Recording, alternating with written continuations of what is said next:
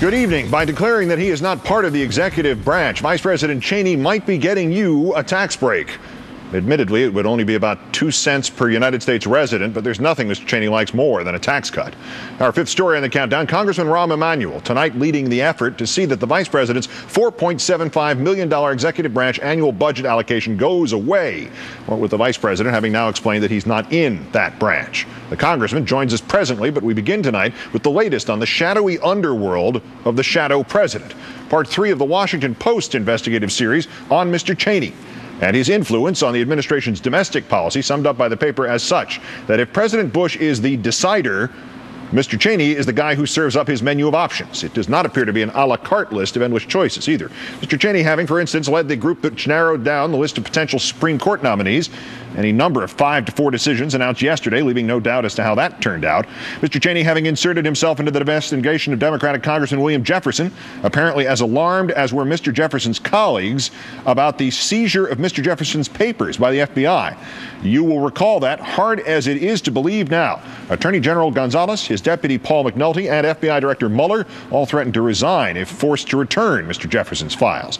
Mr. Cheney, reports the Post, having brokered the solution, getting the president to put the files under seal for 45 days. To this day, nearly half of those files still remaining off limits, tied up in legal disputes.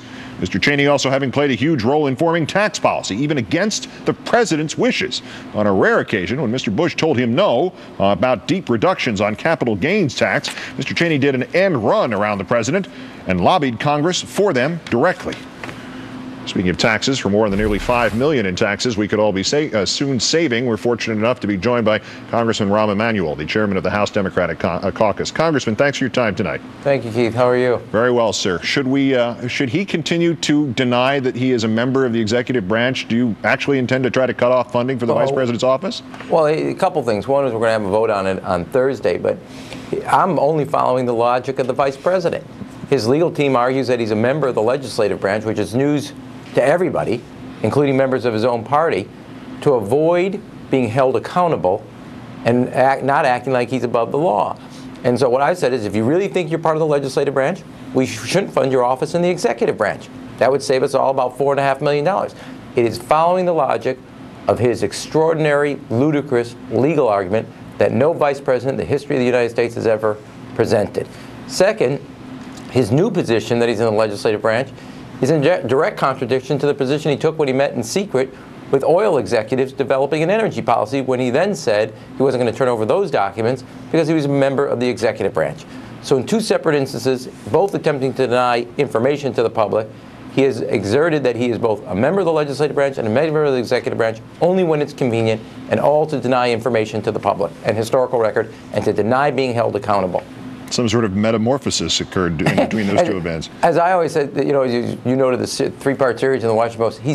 His claim that he's not part of the executive branch, the way I read those series, he is the executive branch. He's everything over there, and he's made every decision. So it's really ludicrous. And what is really upsetting is it's all an attempt to be unaccountable and act like he's above the law. But talking about accountability, is it conceivable here that the vice president stepped into more than he anticipated here? I mean, could the Democratic plan about Iraq and handling it in terms of getting people on the record be an appropriate model for use here with the vice president, yet every member of Congress should be forced to declare publicly how he or she feels about the vice president, and the sooner the better?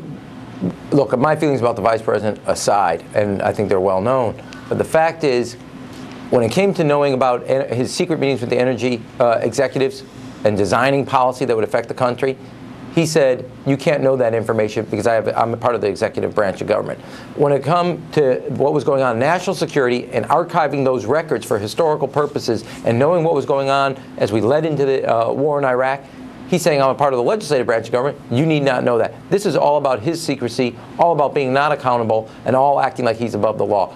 Therefore, I think it's high time that Congress stands up as a third branch of government, and let's say there's another one that I never knew about, and the vice president is claiming it, and say, okay, if you're not part of the executive branch, Mr. Vice President, which is your claim, therefore we won't fund you through the executive branch. We'll zero that out, save ourselves $4.5 million. In a moment, we're going to talk to one of the Post-investigative reporters on that series, Barton Gelman. But what do you do about what the inescapable conclusion of that series, and what is obvious to everybody in Washington, that you have a president or a vice president who acts like a president, which would seem to be kind of a contradiction of what the Constitution says? Is there something to be done about that fact between now and the end of this term? What I think is interesting, this is nothing, and I say it up front, but armchair psychology. When the president was governor, he had a very powerful lieutenant governor who was a Democrat, Lieutenant Governor Bullock, who really ran the place, an older gentleman, etc., who really ran that and was a very powerful lieutenant governor. You have Dick Cheney playing that similar role, just taking it in a whole different direction, and is played. And the President of the United States is the commander-in-chief.